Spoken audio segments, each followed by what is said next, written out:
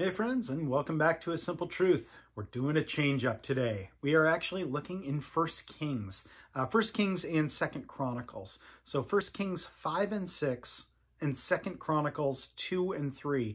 And we're going to be looking at these duplicate accounts of Solomon prepping for the build of the temple and then for the actual build of the temple. And then we'll talk about that briefly. So again, this is in those two separate accounts. So we'll start in 1 Kings, once again, 1 Kings 5 and 6. So chapter 5. Now Hiram, king of Tyre, sent his servants to Solomon because he heard that they had anointed him king in place of his father, for Hiram had always loved David. Then Solomon sent to Hiram, saying, "You know how my father David could not build a house for the name of the Lord, because the Lord is God, because of the wars which were fought against him on every side, until the Lord put his foes under the soles of his feet. But now the Lord my God has given me rest on every side. There is neither adversary nor evil occurrence. And behold, I propose to build a house for the name of the Lord my God, as the Lord spoke to my father David, saying, Your son, whom I set on your throne in your place, he shall build the house for my name. Now, therefore, command that they cut down cedars for me from Lebanon, and my servants will be with your servants, and I will pay you wages for your servants according to whatever you say. For you know there is none among us who has skill to cut timber like the Sidonians." So it was then, when Hiram heard the words of Solomon, that he rejoiced greatly and said, "Blessed be the Lord this day, for he has given David a wise son over his great people." Then Hiram sent to Solomon, saying, "I have considered the message which you sent me, and I will do all that you desire concerning the cedar and cypress logs.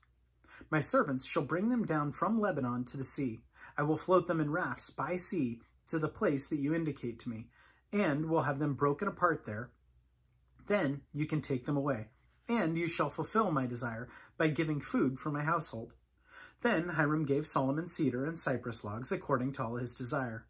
So Solomon gave Hiram 20,000 cores of wheat as food for his household, and 20 cores of pressed oil. Thus Solomon gave to Hiram every year by year.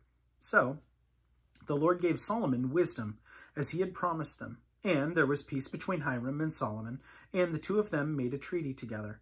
Then King Solomon raised up a labor force out of all Israel, and the labor force was 30,000 men, and he sent them to Lebanon, 10,000 a month in shifts. They were 1 month in Lebanon and 2 months at home. Adoniram was in charge of the labor force. Solomon had 70,000 who carried burdens and 80,000 who quarried stone in the mountains, besides the 3,300 from the chiefs of Solomon's deputies, who supervised the people and labored in the work. And the king commanded them to quarry large stones, costly stones, and hewn stones to lay the foundation of the temple. So Solomon's builders, Hiram's builders, and the Gibeonites quarried them, and they prepared timber and stones to build the temple. Chapter 6. And it came to pass in the 480th year after the children of Israel had come out of the land of Egypt, in the 14th year of Solomon's reign over Israel, in the 4th year, in the month of Ziv, which is the 2nd month, that he began to build the house of the Lord. Now, the house which King Solomon built for the Lord, its length was 20 cubits, its width 20, and its height 30 cubits. The vestibule in front of the sanctuary of the house was 20 cubits long across the width of the house, and the width of the vestibule extended 10 cubits from the front of the house. And he made for the house windows with beveled frames. Against the wall of the temple, he built chambers all around, against the walls of the temple, all around the sanctuary and the inner sanctuary. Thus he made side chambers around it. The lowest chamber was 5 cubits wide, the middle was 6 cubits wide, and the third was 7 cubits wide. For he made narrow ledges around the outside of the temple, so that the support beams would not be fastened into the walls of the temple. And the temple, when it was being built, was built with stone finished at the quarry, so that no hammer or chisel or any iron tool was heard in the temple while it was being built. The doorway for the middle story was on the right side of the temple. They went up by stairs to the middle story, and from the middle to the third. So he built the temple and finished it, and he paneled the temple with beams and boards of cedar. And he built side chambers against the entire temple, each 5 cubits high. They were attached to the temple with cedar beams. Then the word of the Lord came to Solomon, saying, Concerning this temple which you are building, if you walk in my statutes, execute my judgments, keep all my commands, and walk in them, then I will perform my word with you, which I spoke to your father David, and I will dwell among the children of Israel, and will not forsake my people Israel. So Solomon built the temple and finished it, and he built the inside walls of the temple with cedar boards from the floor of the temple to the ceiling. He paneled the inside with wood, and he covered the floor panels of the temple with planks of cypress. When he built the 20-cubit room at the rear of the temple, from floor to ceiling, with cedar boards, he built it inside as an inner sanctuary, the most holy place. And in front of the temple sanctuary was 40 cubits long. The inside of the temple was cedar, carved with ornamental buds and open flowers. All was cedar, and there was no stone to be seen. And he prepared the inner sanctuary inside the temple to set the Ark of the Covenant of the Lord there. The inner sanctuary was 20 cubits long, 20 cubits wide, and 20 cubits high. He overlaid it with pure gold and overlaid the altar of cedar. So Solomon overlaid the inside of the temple with pure gold. He stretched the gold chains across the front of the inner sanctuary and overlaid it with gold. The whole temple he overlaid with gold until he had finished all the temple. Also, he overlaid with gold the entire altar that was by the inner sanctuary. Inside the inner sanctuary, he made 2 cherubim of olive wood, each 10 cubits high. One wing of the cherub was 5 cubits, and the other wing of the cherub 5 cubits, 10 cubits from tip of the one wing to the tip of the other. And the other cherub was 10 cubits. Both cherubim were the same size and shape. The height of one cherub was 10 cubits, and so was the other cherub. Then he set the cherubim inside the inner room, and they stretched out their wings of the cherubim so that the wing of one touched the one wall, and the wing of the other cherub touched the other wall. And their wings touched each other in the middle of the room. Also he overlaid the cherubim with gold. Then he carved all the walls of the temple all around, both the inner and outer sanctuaries, with carved figures of cherubim, palm trees, and open flowers. And the floor of the temple he overlaid with gold, both the inner and outer sanctuaries. For the entrance of the inner sanctuary, he made doors of olive wood. The lintel and outposts were 1/5 of the wall, and the 2 doors were of olive wood. And he carved on them figures of cherubim, palm trees, and open flowers, and overlaid them with gold. And he spread gold on the cherubim and on the palm trees.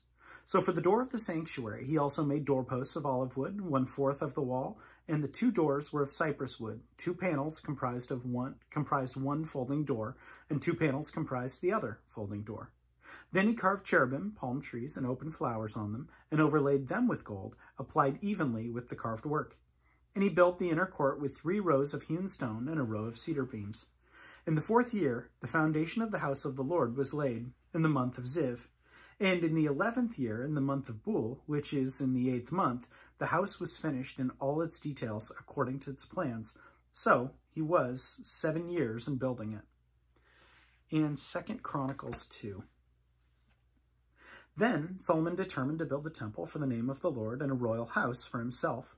Solomon selected 70,000 men to bear burdens, 80,000 to quarry stone in the mountains, and 3,600 to oversee them. Then Solomon sent to King Hiram, king of Tyre, saying, As you've dealt with David, my father, and sent him cedars to build himself a house to dwell in, so deal with me. Behold, I am building a temple in the name of the Lord my God, to dedicate it to him, to burn before him sweet incense for the continual showbread, for the burnt offerings morning and evening, on the Sabbath, on the new moons, and on the set feasts of the Lord our God. This is an ordinance forever to Israel. And the temple which I build will be great, for our God is greater than all gods.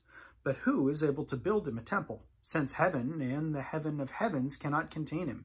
Who am I then, that I should build him a temple, except to burn sacrifice before him?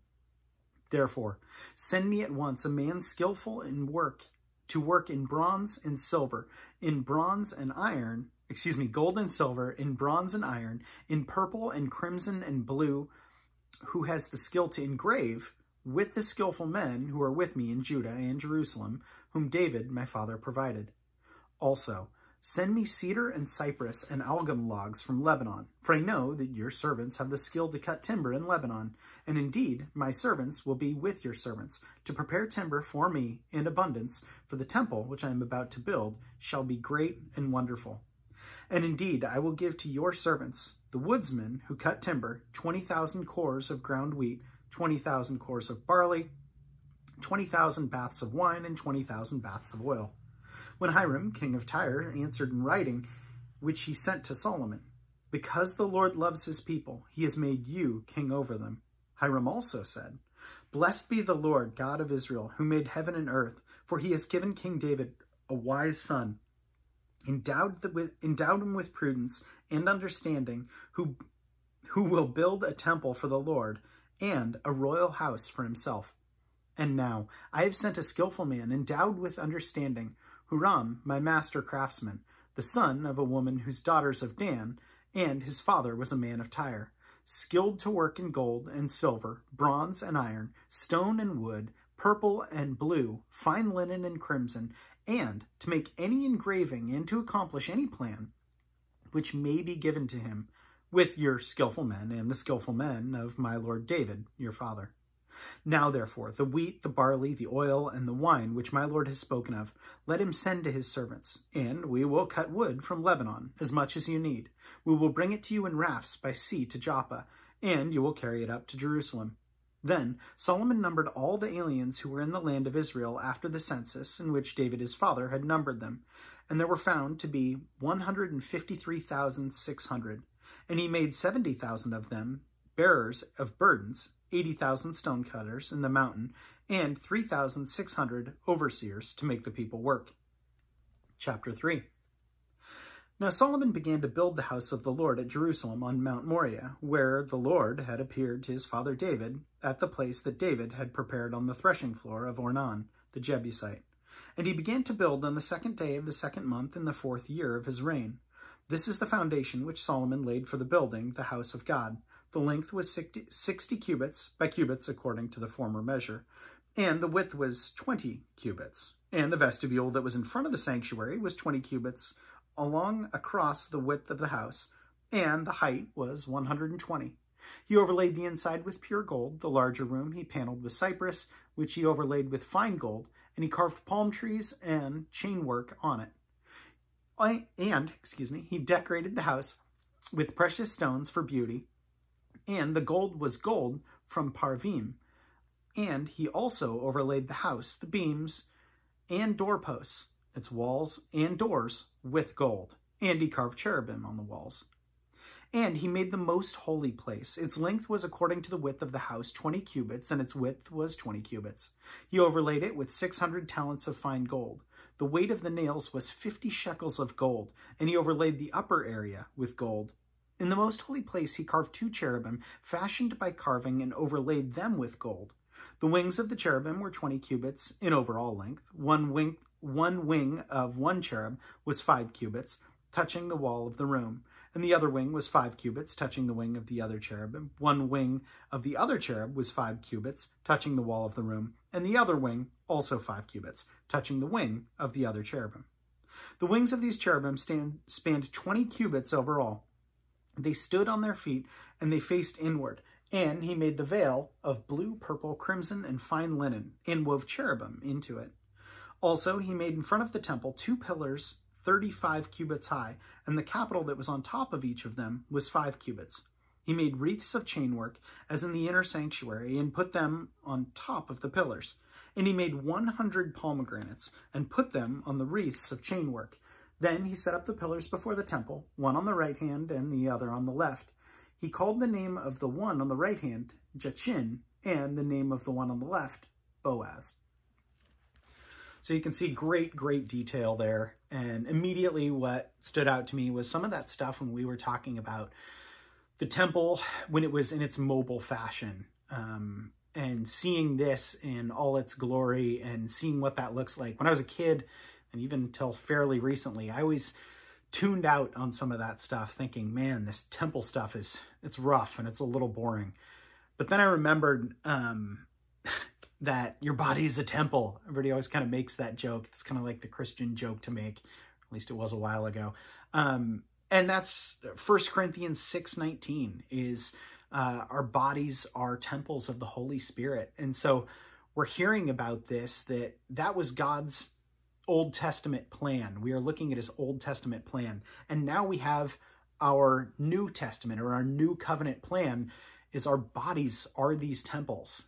And so you have this glorious, beautiful, incredibly ornate and crafted, detailed thing that God says, this will be my house on earth. It's that important and it's that detailed. To now recognizing that our bodies are that now. And that's incredibly humbling. And that means that I better be really, really careful with what I'm doing with my body. Not necessarily just what goes in it and eating. I think health is of some importance. The Bible says that. But what comes out of that? What does my temple truly look like? What does the inside of my temple really, truly look like? So I think that's what stood out to me today. Yeah, not sure what stood out to you, but yeah, as always, thanks so much for watching. Hope you have a great rest of your day. See you, friends.